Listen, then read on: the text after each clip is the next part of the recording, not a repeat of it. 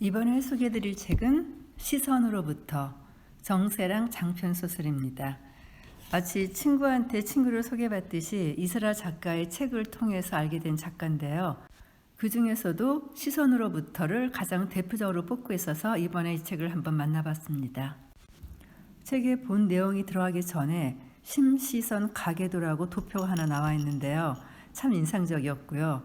이렇게 많은 사람들이 처음에 하나도 들어오지 않더니 소설을 읽는 내내 다시 한번 가계도를 확인하게 하는 그런 효과가 있더라고요. 그럼 먼저 책의 줄거리를 예상할 수 있도록 먼저 도입 부분을 잠깐 소개해 드리겠습니다. 엄마 제사를 지내야겠어. 한 달에 한 번씩 남매들이 모여 점심을 먹는 자리에서 명예가 선언했을 때 동생들은 모두 깜짝 놀랐다. 이제 와서? 둘째인 명호는 2살 많은 언니의 성격을 알고 있었기에 거스르지 않으려고 노력하며 물었다. 올해가 10주기잖아. 하지만 엄마가 지내지 말라고 했잖아. 막내인 경아는 혼란스러웠다. 심시선의 유일한 아들인 명주는 말없이 식사를 계속했기에 나머지 3딸은 모친이 방송에서 대놓고 누구누구 개라고 어이없어 했던 것을 기억해 냈다. 가끔 자매들끼리 명준 욕을 할 때 흉내를 내며 따라하기도 하는데 본인이 눈앞에 있으니 그럴 수 없어 아쉬웠다. 붓다도 제자들한테 아무것도 하지 말라고 했는데 누가 그 말 듣긴 들었나? 온 아시아가 절로 뒤덮였지. 10주기니까 딱 한 번만 지내고 싶어.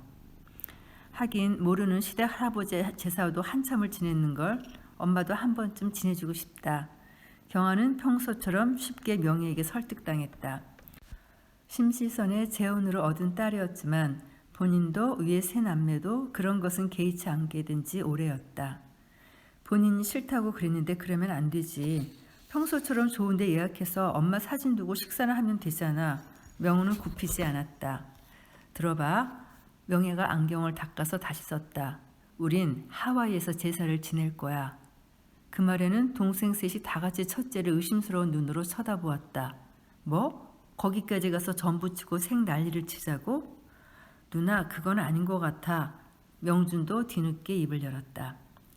끝까지 들어보라니까. 내가 미쳤다고 그 멀리 가서 엄마가 싫어하던 방식으로 제사를 지내겠어? 나한테 다 생각이 있어. 장녀는 웬만해서는 지지 않는 심시선의 성격을 가장 많이 물려받은 편이었다. 다른 남매들은 동조와 반박 사이에서 헤맸지만 결국은 명의 뜻대로 될 것을 알았다. 명준아, 우윤이도 오라고 해. 미국이랑 한국 딱 중간이니 내가 비행기 티켓 끊어줘. 명예가 명확하게 지시를 내렸다. 우윤은 명준이 아닌 지수에게서 먼저 소식을 들었다. 우윤과 지수가 어린 시절부터 유지해온 사촌 사이의 독특한 친밀감은 태평양을 사이에 두고도 약해지지 않았다. 지수는 친언니인 화수보다도 우윤과 더 자주 통화했다. 큰 고모가 하겠다면 하는 거지 뭐. 우윤은 당황했지만 아무도 큰 고모를 막을 수 없을 거란 생각에 수긍했다. 우리 엄마가 갑자기 왜 그러는지 모르겠어. 그동안 제사 안 지는 집안이라고 얼마나 자랑하고 다녔는데 이게 뭐야? 뭔가 계획을 세우신 거겠지. 다들 평생을 그 계획에 휘둘리며 살잖아. 지수의 푸념에 우유는 다른 사람은 몰라도 언니는 별로 휘둘리지 않는 편 아니냐고 말하고 싶었지만 참았다. 화수 언니는 잘 지내? 물을까 묻지 말까 망설이다가 물었다. 전화기 너머에서 지수가 신음했다. 아니, 잘못 지내는 것 같아. 어쩌면 엄마가 언니 때문에 이 모든 일을 벌이는지도 모르겠어. 하와이가 그렇게 좋다잖아. 화수 언니한테도 좋겠지. 글쎄, 어쨌든 할머니가 젊을 때 잠깐 살았다던 곳이니까 가보는 것도 의미가 있을 것 같긴 해. 가끔 그런 생각 안 해? 할머니가 계속 하와이에서 살았으면 모든 게 다르지 않았을까 하고. 아이고, 우리 할머니 조금해서 계속 거기서 일했으면 골병 들어 죽었을 거야. 그래도 애매는 만나지 않았다면. 그럼 우리 할아버지도 못 만났을 거고 우리도 없었겠네. 할머니는 행복했을 거야. 난 항상 할머니가 행복했을 거라고 생각했는데 그 시대 여자들 중에는 말이야. 그 지점에서 우윤의 의견은 지수와 갈렸다. 우윤은 할머니가 행복했는지 확신할 수가 없었다. 우리가 가진 조각들이 다르네. 할머니가 나눠준 조각들이 다른가 보네. 하고 말하고 싶었지만 역시 하지 않았다. 이렇게 이 소설은 심시선이라는 주인공을 중심으로 그의 가족들이 모여서 돌아가신 지 10주년을 맞이해서 하와이에 가서 제사를 지내기로 하면서 시작합니다. 그리고 앞뒤 설명 없이 나오는 많은 사람들의 이름은 책 시작 전에 소개한 심시선 가계도를 참조하면 됩니다. 이렇게 큰딸의 제안으로 시작된 심시선 여사의 제사 준비가 하와이에서 시작되죠. 가족들 모두는 심시선 여사와 독특한 자기들만이 알고 있는 그런 추억거리가 있죠. 그것을 할머니 제사상에 올리고 할머니와의 그 에피소드를 나누는 그런 식의 제사가 되는 거죠. 이렇게 마무리를 하는 제사의 장면이 책의 마지막 부분에 소개되네요. 그러면 가운데를 중략하고 독특하고 한 번쯤 따라하고 싶은 심시선 여사의 제삿날의 장면을 소개해 드리겠습니다. 시선으로부터 뻗어나온 가족들은 오전부터 바삐 집을 나서거나 구석에서 마지막 마무리를 하며 도사렸다. 별것 아닌 일에 진심을 다해 도사리는 것이 이 집안 사람들의 공통점이구나. 서로 헛웃음을 웃으면서도 끝까지 그랬다. 기이한 제사는 화수가 프로퍼 익스프레션의 사장님과 함께 들었을 때 시작되었다.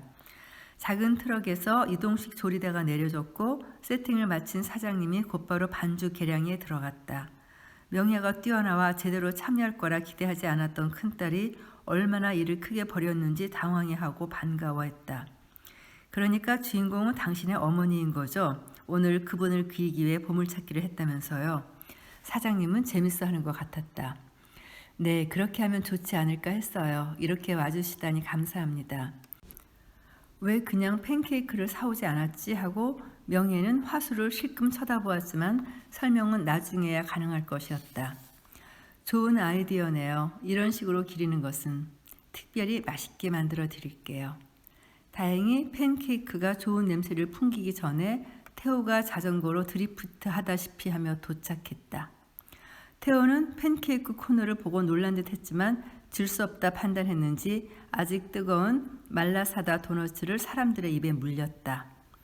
이 말라사다 도너츠가 뭔가 궁금해서 제가 책을 읽는 도중에 한번 네이버 검색을 해봤거든요. 하와이에서 굉장히 유명한 도너츠라더라고요. 뭔가 좀 겉이 바삭바삭한 캐러멜화되어 있는 껍질이 있는 그런 도너츠인 것 같아요. 하와이 가면 꼭 먹어봐야 되는 그런 필수? 네, 계속 이어가겠습니다. 지금 먹어. 지금 당장 먹어야 해. 네? 나중에 디저트로 좀 이따 먹으면 안 돼? 태호는 망설이는 사람들에게 발끈했다. 아니야, 지금 먹으라고. 식기 전에 오늘은 얼마나 고생했는지 먹으면서 장모님 생각해. 뺨에 흐르는 땀방울들로 고생이 시각화되었기에 얼른 다들 도넛을 먹었다. 별로 배고프지 않은데 강요한다며 툴툴거린 후에 한 입 베어 물자마자 감탄했다. 뭐야? 솜사탕과 도넛을 합친 것 같네? 이 기묘한 밀도는? 사탕수수 산지라서인지 표면의 설탕이 아니라 무슨 마법의 가루네요. 이야, 아빠 선방했네? 상에 올릴 하나만 남기고 곧 박스가 깨끗하게 비었으므로 태호는 의기양양하게 옷을 갈아입으러 갔다. 다른 사람들은 상을 차렸다. 그럴듯한 상 같은 게 있을 리 없었기에 정원의 낮은 테이블을 2개 가져와서 붙였다. 침대 시트를 씌우자 대충 제사상처럼 보였다. 가운데 좋은 자리에 자신의 공양물을 놓기 위해 가벼운 신경전이 벌여졌고 명예가 전체적인 조화를 위해 자리를 이리저리 바꾸기도 했지만 결과물의 들쭉날쭉함은 어쩔 수 없었다. 생각했던 것보다 명예가 상을 내려다보며 난감해할 때 경화가 불쑥 고개를 들이밀었다. 더 개판이지 언니? 이렇게까지 될 줄은 몰랐지? 후회되지? 아니 개판이라기보다는 참 다채롭네. 이것도 참 정말 한 끗 차이인 것 같죠? 개판과 다채로움. 상의 왼쪽 구석에는 명준이 호놀룰루 미술관의 분관인 언덕 위에 스팔딩 하우스에서 만들어 온 블록탑이 놓였다. 해양 쓰레기로 만든 재생 플라스틱 블록이어서 색깔이 바랜 듯 흐릿했다. 언뜻 보기에는 촛대처럼도 보였는데 일단 명준의 의도는 탑이었다고 했다. 명우는 그 탑의 양식이 신라 말이나 고려 촛대의 것처럼 보인다며 간만에 남동생에게 칭찬 비슷한 것을 해주었다. 명우는 뒷줄 가운데에 잘 말려서 두꺼운 종이를 붙인 레우아 꽃과 등산화 밑창에 끼어있던 작은 화산석 자갈을 올렸다. 등산화 틈에 끼어 따라온 것이니 일부러 훔친 것은 아니라 괜찮지 않을까 했다. 그 곁으로 테오의 도넛과 화수의 팬케이크가 무척 경쟁적인 모양새로 놓였다. 가운데 줄엔 난정이 박물관에서 만들어 온 레이 목걸이와 서점에서 사온 하와이 배경 소설이 한 권 놓였다.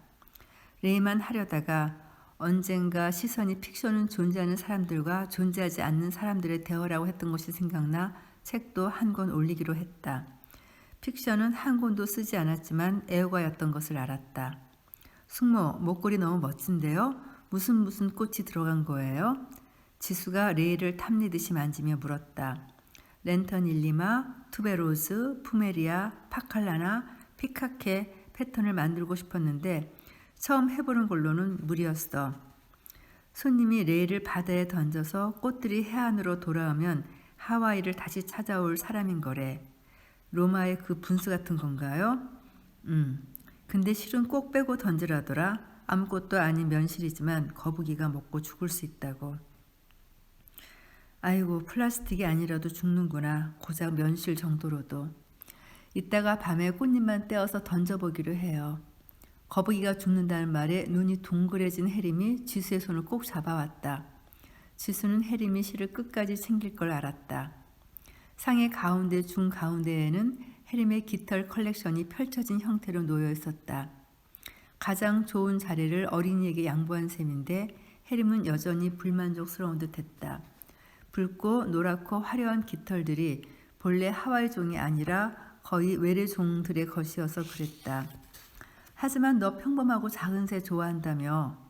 그렇다고 적응을 잘한 종들이 잘하지 못한 종들의 자리를 다 먹어 들어가길 바라는 건 아니라고. 해림의 초조함을 아무도 이해하지 못했다. 깃털 컬렉션에서 살짝 떨어진 오른쪽에 놓인 보드카 샷 잔에는 투명한 듯 뿌연 액체가 들어있었다. 상차림 후에 몇 명이나 이게 뭐지? 술인가 하고 그 잔에 든 것을 냄새 맡거나 맛보려 들어서 우연히 심각한 표정으로 지키고 있었다. 우연히 탔던 가장 멋진 파도의 거품이었다.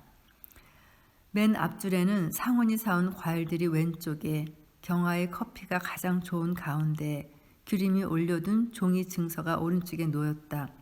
이건 무슨 증서인데? 할머니 이름을 붙인 산호 5개가 타히티 바다에 심겨졌다는 증서. 시전즈 코럴 넘버 1에서 5. 산호마다 다른 이름 붙이기는 귀찮아서. 내가 이걸 어떻게 했어? 환전해온 거 체이스 선생님한테 드리고 체이스 선생님이 신용카드로 해줬어. 규림은 더 나은 다이버가 된 다음에 산호 정원사로 합류해 20대를 보낼 계획이란 것은 털어놓지 않았다. 해림이라면 말했을 테지만 일부러 불투명한 표정으로 생각을 털어놓지 않는 점이 청소년다웠다. 상부의 흰 벽에 빌려온 미니 프로젝터로 무지개 사진을 쏜 곳은 지수였다. 제일 건성인 척하며 화려하게 준비했다고 핀잔을 들었다. 명예가 주름치마를 입고 상 앞에 섰다. 엄마는 어디 축사를 하러 가면 꼭 5분 안쪽으로 끝내는 걸로 유명했습니다. 그래서 축사 요청이 자주 들어와 노년에 고생했지만요.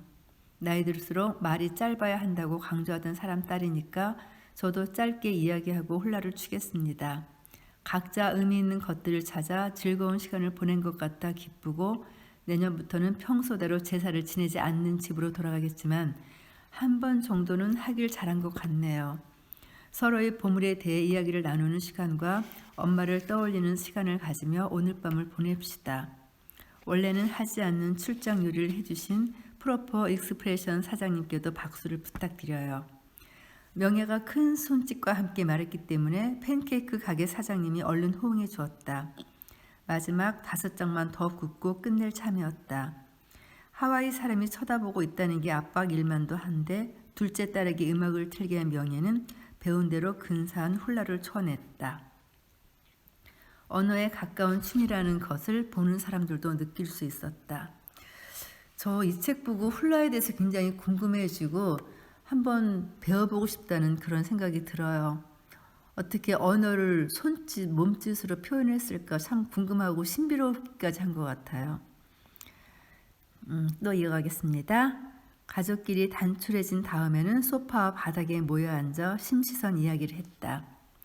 한 번은 어떤 인테리어 잡지에서 우리 집을 촬영하고 싶다는 거야. 한 집에 오래 살았고 엄마가 그 잡지에 글도 몇 번 쓴 적 있어서 그랬겠지. 엄마가 계속 거절하다가 결국 받아들였는데 촬영팀이 왔다가 그냥 갔어. 선생님 안 되겠습니다. 선생님 판단이 맞았네요. 하고 가버렸어. 전문가들이 안 된다고 해버렸구나. 엄마가 어찌나 민망해 하던지 그게 몇 날 며칠을 치운 거였는데 할머니 집 그 정도는 아니었잖아? 너희가 봤을 때는 몇 차례 전쟁을 치른 다음이었다고. 시선과 관련된 한 번은 시리즈는 각자 몇 개씩 가지고 있어서 게임처럼 밤새 되풀이 할 수 있을 정도였다. 그렇죠. 가족들 그리고 친척들 모였을 때 그분들 옛날 이야기들을 나누는 거 그게 참 재밌었던 것 같고 기억에 많이 남아요. 저도 이 책을 읽으면서 돌아가신 엄마의 어떤 에피소드들이 내가 기억하고 있나 다시 한번 생각하게 되더라고요. 그리고 그걸 나눌 수 있는 사람들도 많이 남지 않았구나 생각에 조금 서운하기도 했어요. 또 이어가겠습니다. 어떤 일화는 25번쯤 반복되어 누구든 똑같이 말할 수 있었다. 명은이 난정을 놀리기 위해 미역국 사태를 언급했다. 올케가 우연히 나왔을 때 엄마가 올케 주려고 백화점에서 미역 40만 원어치를 지른 거야. 그런데 그걸 상의를 안 하고 지르는 바람에 올케는 미역국을 안 먹는 사람인 걸 나중에 알고 난감해진 거지. 처치 곤란이 된 그 미역이 다 내 뱃속에 들어갔어.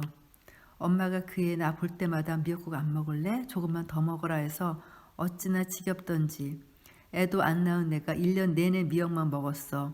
나중에 미역 냉국에 미역 무침까지 먹었다니까. 생각만 해도 다시 좀 올라오는 것 같다. 전부 내가 제일 만만해가지고 말이야. 아니 그 이야기를 대체 몇 번을 하시는 거예요. 미역국뿐만 아니라 국을 아예 안 먹는다니까요. 된장국도 안 먹고 묵국도 안 먹고 원래 안 먹는 사람이라고요. 미리 좀 물어보시지.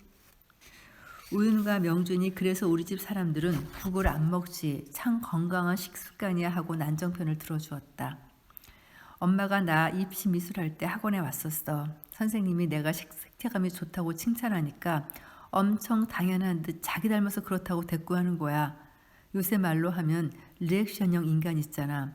상대방에게 맞장구를 치다가 툭 튀어나온 말이었는데 자기도 좀 흠칫했던 것 같았지만 뻔뻔하게 끝까지 밀어붙이더라고.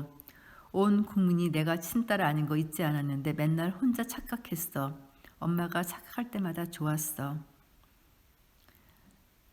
이거 앞에 가게들을 보면은 그 경아라는 딸은 재혼한 남편의 의붓딸이에요. 그러니까 사실 친딸이 아니고 전혀 엄마를 닮아서 그럴 수가 없는 사이겠죠.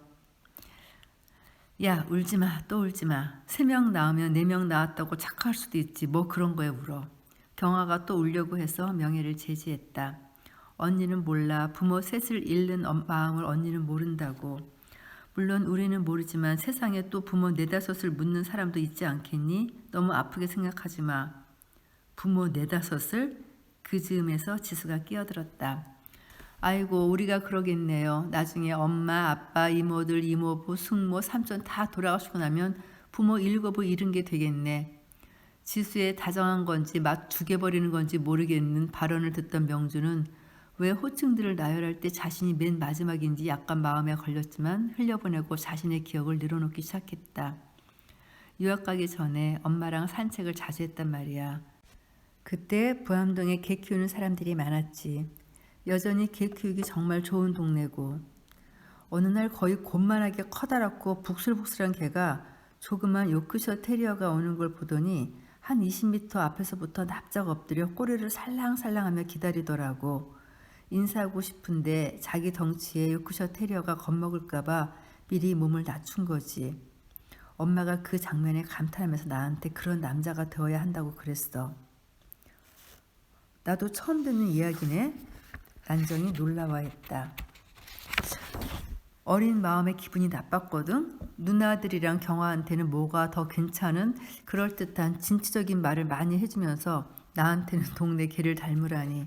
그리고 나는 그 큰 개가 안 푸실 거라고 생각했어. 수컷이 그렇게 젠틀할 리 없다고 봤어. 그래서 엄마 없이 혼자 동네 길을 하루에 4번씩 다니며 그 개랑 다시 마주치려고 했어. 한두 번 마주치긴 했는데 북슬북슬해서 암컷인지 수컷인지 잘 모르겠더라고.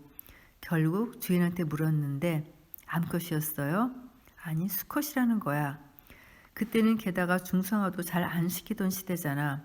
테스토스테론 탓을 하지 말아야겠구나 깨닫는 계기였지. 반항하려던 마음에 확인한 건데 지금 와서는 굉장히 유용한 충고였구나 싶어. 그러니까 개 키우자. 그러자 아빠. 모녀가 주제에서 빗나가는 제안을 슬쩍 얹자 명준이 얼버무리며 대답하지 않았다. 결혼하고 우리 집에서 장모님 댁에 그렇게 음식을 해서 보냈잖아. 우리 어머니가 그런 걸 좋아하셨지. 그 시대 어머니들 대부분이 그랬듯이. 나는 그러려니 하고 있었는데 몇 년 있다가 어머니가 장모님이 반찬통을 하나도 돌려주시지 않았다는 거야.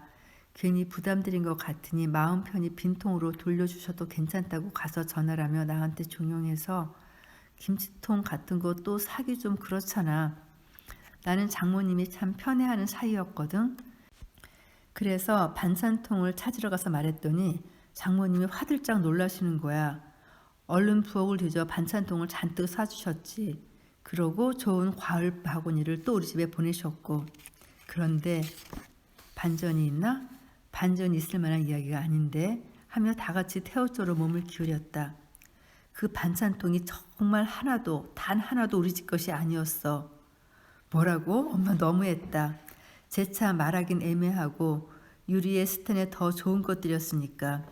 우리 어머니도 포기하고 넘어가셨지. 다음 해부터는 그냥 비닐에 싸서 보냈고. 할머니가 환경오염의 주범이었구나. 식구도 많고 일거리도 많고 엄마가 요리하는 대신 사 먹는 걸 알고는 사람들이 전국에서 뭘 엄청 보냈어. 여자들이 좋아하는 여자였잖아. 그리고 그 시대 여자들은 다른 여자가 귀엽다 싶으면 김치를 보냈다고. 김장철엔 각지에 김치가 왔다니까 그 통을 어떻게 일일이 기억했겠냐고. 명은이 어떻게든 시선 편을 들려고 항변했다.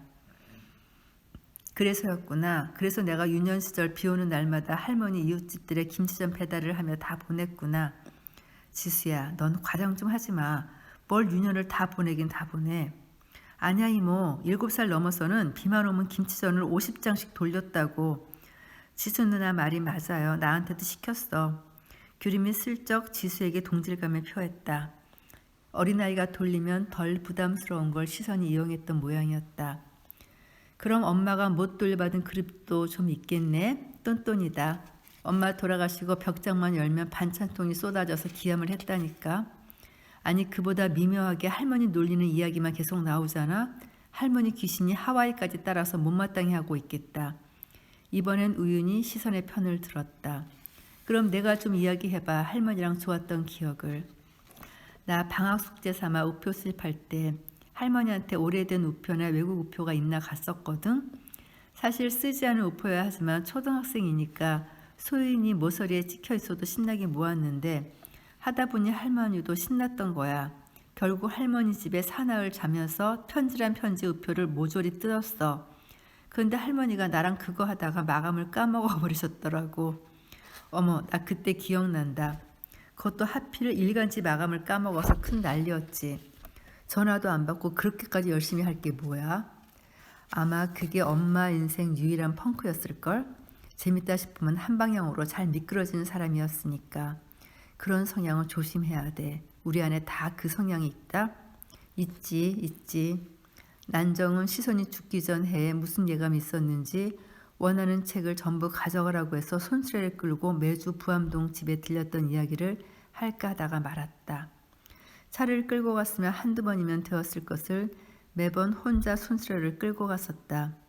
10번 남짓의 방문을 시선이 얼마나 반겼었는지 진심을 알아봐 줬었는지 이야기하고 싶은 마음과 그것을 죽고 없는 사람과 둘만의 기억으로 남기고 싶은 마음이 싸우다가 후자가 이겼다. 너무 어렸기에 별 기억이 없는 혜림이 소외감을 느끼며 앉아있지는 않은지 신경 쓰였고 한 사람쯤은 말없이 있는 것도 좋을 듯 했다. 하여간 시선의 식구들은 말이 너무 많았다. 할머니가 양산을 줬어요. 여름에 갔더니 돌아가는 길 햇빛이 강하다며 오래된 레이스 면 양산이었는데 내가 좋아했더니 그 다음 주랑 그 다다음 주에 가도 매번 양산을 주시는 거야. 할머니는 그렇게 정교한 듯 단순한 사람이었죠. 화수가 양산을 좋아하는구나. 그럼 또 줘야지. 양산도 자주 선물 받는 품목이었지. 여전히 잘 쓰고 있는데 세월을 못 이기고 살 한두 개가 부러진 양산들이 있어요. 고치고 싶은데 요즘은 그런 거 수리해 주는 데가 싹 없어졌더라고요. 어릴 때는 있었던 것 같은데. 내가 잘 쓰다가 내 딸들한테도 물려줘. 경아가 말했다. 아니 왜 꼭 딸들만 나올 거라 생각해? 아들이 나올 수도 있지. 내 친구 손자가 그렇게 내 친구를 좋아한대. 왜인가 했더니 할아버지가 해달라는 대로 다 해주니까 거대 로봇 부리듯이 부린다는 거야. 나도 되고 싶다. 거대 로봇. 태호가 조종당할 날만 기다린다는 듯이 보탰다. 낯이 않아. 화수가 결국 말해버렸다. 잠시 말들이 또 그쳤다. 사람이 사람에게 염산을 던지는 세계에 살러 오라고 할 수 없어요. 도저히. 지수는 화수가 남자가 여자에게를 사람이 사람에게로 순환시킨 게 순간적으로 불만스러웠다. 어른들과 지지부진한 토론을 하기 싫어서 그랬겠지만 더 정확히 말했으면 했다. 어느 대륙 어느 문화권에서건 투척자는 99% 남자였다. 여자들이 사흘에 한 번꼴로 염산을 던지면 제대로 주목하려나 싶었다. 그렇지만 우리가 널 도울 건데 너에겐 온갖 자원이 갖춰져 있잖아. 너만큼 혜택받은 경우가 또 어디 있다고. 명예와 경아가 안타까워하며 설득을 시도했다. 할머니 덕에 중산층이 몰락하는 시대에 몰락하지 않을 수 있었죠. 행운이라는 걸 알아요. 그래도 요즘 여자들이 아이를 낳지 않는 걸 모조리 경제적인 이유로 설명할 수는 없어요. 공기가 따가워서 낳지 못하는 거야. 자기가 당했던 일을 자기 자식이 당하는 걸 상상하는 것만으로도 견딜 수가 없어서 혼자서는 지켜줄 수 없다는 걸 아니까. 한국은 공기가 따가워요. 화수가 고개를 저었다. 한국만 그런 거 아니야. 더 심한 나라들도 많아. 그렇다면 더더욱 내가 아니면 누가 나아. 나보다 덜 다친 사람, 나보다 세상을 덜 괴로워하는 사람이 뉴스를 그냥 통과시킬 수 있는 쪽이. 거기까지 말하자 설득도 그쳤다. 뉴스는 화수에게와 독하게 고이곤 했다. 7살짜리가 공원 화장실에서 강간당하고 21살짜리가 그저 이별을 원했다는 이유로 목이 졸렸다. 앞으로도 통과시킬 수 없을 거란 걸 알았다. 명예는 한숨을 푹 쉬며 방안을 시선으로 훑었다. 끝나겠구나. 이 아름다운 가게가. 고모, 가게 같은 건 끝나야 해. 우윤이 말했다. 명예가 울컥하더니 갑자기 명훈의 등을 짝소리 나게 때렸다. 너 때문이야. 내가 너무 가볍고 재밌게 사니까 우리 딸들이 너한테 배워서 이러잖아. 명훈이 항변하려고 입을 뻐끔뻐끔 하는데 지수가 먼저 반격했다. 아니 잠깐, 왜 나는 당연히 안 나을 거라 치고 넘어들가는 건데? 나는 나올 수도 있어. 혜림이 귀엽잖아. 혜림이 같은 거 갖고 싶다고. 나를 거시라고 하지 말아줘. 혜림이 작게 투덜거렸다. 너는 그래. 쾌락주의자만이 시대를 이길 수 있지. 명예가 둘째 딸의 반박을 받아들였다. 우윤과 규림과 혜림은 각자의 이유로 시선에게서 뻗어나온 가지의 끝이 되기로 조용히 마음먹었고 말이다. 화수는 멈추고 끊겨 전달되지 않을 것들을 헤아려 보았다. 어릴 때 엄마들이 머리를 묶어주던 여러 방식, 변형된 자장가들, 절판된 그림책들, 배앓이를 할 때의 민간요법, 카나페 레시피들, 냉동실의 미니 눈사람, 잔 흠집으로 뒤덮여 그것이 무늬처럼 된 반지, 함께 제야의 종소리를 듣기 위해 모이던 습관, 카드놀이의 이례적인 규칙, 죽고 없는 사람들이 가득한 사진 앨범들, 무겁지만 시원한 대나무 돗자리, 변색된 병풍, 40살짜리 화분, 우표 부분이 다 뜯겨나간 편지들, 홀수로 남은 잔들. 그렇지만 상실감도 물려주지 않을 수 있겠네. 화수가 중얼거리자 우윤이 알아들었다는 듯 고개를 끄덕였다. 그건 그것대로 좋겠다. 생략된 부분도 전해진다는 점에서 안도감이 들었다. 저는 이 책이 가장 하이라이트, 백미가 이 마지막 챕터였던 것 같아요. 가족들이 모여서 제사를 준비하기 위해 할머니에게 바칠, 할머니에게 전해줄 가장 멋진 선물들을 들고 만나는 제삿날, 제사상, 그리고 그 시간을 통해서 할머니를 기억하며 여러 가지 에피소드를 다시 한번 되새김질하며 할머니를 그리고 또 가족들을 다시 한번 생각하게 하게 하는 그런 시간들이 너무 좋았던 것 같고요.